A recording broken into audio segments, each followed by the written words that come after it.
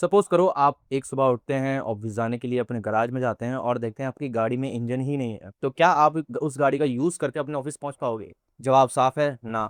और ऐसा ही कुछ हो रहा है हमारे देश के खुद के बने हुए फाइटर जेट तेजस के साथ। मोर देन 35 तेजस बिना इंजन के HAL की फैक्ट्री में खड़े हैं क्योंकि उनके लिए इंजन ही नहीं है। तेजस हमारे देश का लाइट कॉम्बैट एयरक्राफ्ट है जिसे बनाया तो हमारे देश HAL ने है, लेकिन इसको चलाने के लिए जिन इंजन का यूज किया जाता है वो बनाती है जनरल इलेक्ट्रिक, जो कि यूएस की कंपनी। और लास्ट कई सालों से GE के इंजन की डिलीवरी डिले हो रही है। अब आपका क्वेश्चन हो सकता है कि क्यों ना देश अपना खुद का एक फाइटर जेट इंजन बना ले ताकि ये डिपेंडेंसी खत्म हो जाए। तो चलिए इसी पे बात करते हैं आज। 1980s का टाइम था जब दुनिया में कोल्ड वॉर चल रहा था। हमारा देश भी कई सारे वॉर लड़ चुका था, चाइना से, पाकिस्तान से। और उसी दौरान हमारे देश की सरकार ने एक कड़ा डिसीजन ली, खुद का फाइटर जेट। और खुद का फाइटर जेट से हमारा मतलब है इंजन समेत खुद का फाइटर जेट। और इसी ड्रीम को फुलफिल करने के लिए DRDO ने 1986 में कावेरी इंजन का प्रोग्राम शुरू किया। ड्रीम को फुलफिल करने के लिए 382 करोड़ का बजट एलोकेट किया गया और 93 मंथ्स का टाइम दिया गया। इसका मतलब 1996 तक हमारे देश का खुद का एक फाइटर जेट बनने वाला था जो 80 से 90 किलो न्यूटन टन तक का थ्रस्ट प्रोड्यूस करे। और कावेरी इंजन को भी यही करना था। सालों तक इस पे रिसर्च चली और साथ ही साथ तेजस का एक ढांचा भी तैयार हो। अब देश के फाइटर जेट का ढांचा तैयार था लेकिन इंजन तैयार नहीं था, क्योंकि देश की सालों की मेहनत के बाद भी कावेरी इंजन 70 से 75 किलो न्यूटन तक का ही आफ्टर बर्नर थ्रस्ट पैदा कर पाया, जो कि एक 4th जनरेशन फाइटर जेट के लिए सफिशिएंट नहीं था। और यही नहीं, कावेरी का वेट अनुमानित वेट से ज्यादा निकला। इसका मतलब ये था कि उसे फाइटर जेट के ढांचे में फिट नहीं किया जा सकता था। फाइनली एक देश ने बहुत ही बड़ा कड़ा डिसीजन दिया।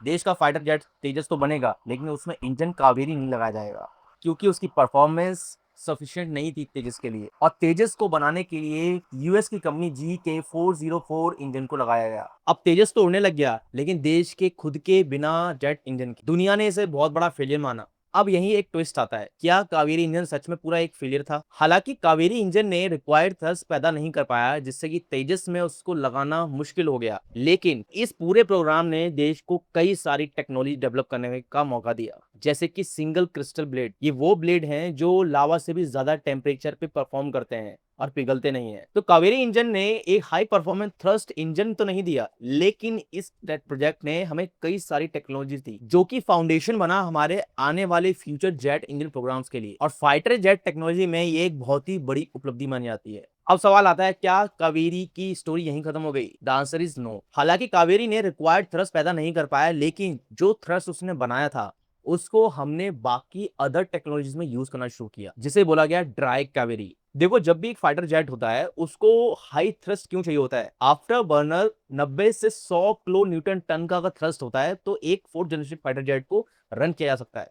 आफ्टर बर्न को आप इस तरीके से समझिए कि जब अपनी बाइक में आप सडनली थ्रॉटल देते हो और बाइक सडनली भागनी शुरू हो जाती है, वही एक तरह से आफ्टर बर्नर है जो कि कावेरी नहीं दे पाया। लेकिन आफ्टर बर्नर को अगर हम हटा दें तो इसको बोला जाएगा ड्राई कावेरी, जो कि 50 से 60 किलो न्यूटन टन का ऑलरेडी थ्रस्ट जनरेट कर रहा था। और इस टेक्नोलॉजी को जब हमने अनमैन्ड व्हीकल में यूज करना शुरू किया तो हमें ये एक अचीवमेंट लगा। इससे हुआ ये, जिस इंजन को पहले एक फेलियर माना जाता था उसको अब एक नई टेक्नोलॉजी माना जाने लगा। और फाइनली कावेरी को रीपर्पस किया गया DRDO के घातक प्रोजेक्ट के लिए, जहां पे DRDO एक अनमैन्ड UCAV बनाएगा। और इस तरीके से एक फेल प्रोजेक्ट बन गया एक सक्सेसफुल मास्टरपीस। लेकिन देश यहीं पे नहीं रुका, क्योंकि अब शुरू होती है कावेरी 2.0 की कहानी। और इस प्रोजेक्ट में DRDO की GTRE संस्था टारगेट कर रही है 90 से 100 किलो न्यूटन का थ्रस्ट। और इस इंजन के फर्स्ट वेरिएंट का वेट होने वाला है 1100 किलोग्राम, जो कि आने वाली जनरेशन में 1000 किलोग्राम से भी कम हो जाएगा। मतलब कि एक परफेक्ट मशीन फॉर दी तेजस और आने वाले कई सारे एयरक्राफ्ट के लिए। अब आपका सवाल हो सकता है कि ये कब तक रेडी हो जाएगा? तो अंदाजा है कि 2030 तक कावेरी 2.0 रेडी हो जाएगा और तेजस के जितने भी GE के इंजन हैं उनको रिप्लेस करना शुरू कर देगा। लेकिन भारत के जेट इंजन की कहानी यहीं पे खत्म नहीं होती है, क्योंकि अब एंट्री हो रही है प्राइवेट प्लेयर्स की भी। देश की गोदरेज इंडस्ट्री की सब्सिडरी गोदरेज एरोस्पेस इंजन के कई सारे क्रिटिकल कंपोनेंट्स बनाने पे जोर दे रही है। कंपनी के अकॉर्डिंग उसने ऑलरेडी कई सारे क्रिटिकल एरो इंजन्स के कंपोनेंट्स डेवलप करने की कैपेबिलिटी डेवलप कर ली है। और यही नहीं, कंपनी को DRDO से 8 turbo jet engine modules manufacture करने का ऑर्डर भी मिला था। और यही नहीं, 2025 में कंपनी ने व्रैट एंड विटनी, जो कि F-35 के जेट इंजन को बनाता है, और साफरन जैसी कई सारे ग्लोबल जायंट्स के साथ मैन्युफैक्चरिंग स्टार्ट करने का अनाउंसमेंट किया। इस रेस में टाटा भी कोई कम पीछे नहीं है। रिसेंटली टाटा ने एक कंप्लीट एयरक्राफ्ट डिजाइन किया और Rolls Royce, Pratt and Whitney and Safran जैसी कई सारी कंपनी साथ इनके टाई अप हैं, जो आने वाले फ्यूचर में जेट इंजन पे कई सारे कंपोनेंट्स को बिल्ड करने वाले हैं। और रिसेंटली 14 अगस्त को एक नई पार्टनरशिप अनाउंस हुई थी रिलायंस की तरफ से, जहां ये रोल्स रॉयस के साथ इंडिजिनियसली एक जेट इंजन को डेवलप करेंगे और ये इंजन हाई थ्रस्ट वाले इंजन होंगे। मतलब कि अब देश में ही एक पूरा इकोसिस्टम बिल्ड होने वाला है जेट इंजन के अराउंड, जहां पे रिसर्च भी इंडिया में होगी, मैन्युफैक्चर भी यहीं पे होगी और ऑन भी इंडिया ही करेगा।